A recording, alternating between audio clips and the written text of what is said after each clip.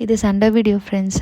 మా తమ్ముడు వచ్చి అక్క మా ఫ్రెండ్స్కి నాకు పాయ అండ్ దోశ కావాలి చేసేసి నాకు కొండాపూర్ హాస్టల్కి పంపించు అన్నాడు. ఇంకా వాడైతే చేసి పంపించకుండా ఉన్నాడు. వాడి కోసం పాయ తీసుకొని వచ్చి దోశలు పోసి వాడికి పంపించాను ప్రేమతో అనమాట. అంటే హాస్టల్లో ఉండే వాళ్ళందరికీ హోమ్ ఫుడ్ చాలా మిస్ అవుతారు. ఇక్కడ ఫాస్ట్ ఫుడ్స్ తినేసి బాగలేకుండా వచ్చేసి పాపం వాళ్ళ బాధ అసలు ఎవరికి చెప్పుకోలేమన్నమాట.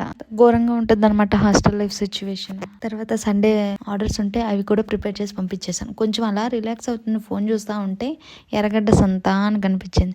సో ఎర్రగడ్డ సంత ఇదేంది చూసి దానికి బలైందని ఇంకా మా హస్బెండ్ని అడిగాను, సంతకి వెళ్దామా అని. అంటే ఏం సంత, మా ఊళ్ళో సంత అంటే, మీ ఊళ్ళో బొక్కల సంత కాదు ఎర్రగడ్డ సంత అని అడిగి పోదాం అనేసరికి ఇంకా ఎర్రగడ్డకి వెళ్ళిపోయి అక్కడ సంతలో అంతా చూసాం. కిచెన్కి కావాల్సిన 2 దబ్బలు తీసుకున్నాను. అవి చాలా పెద్దవండి.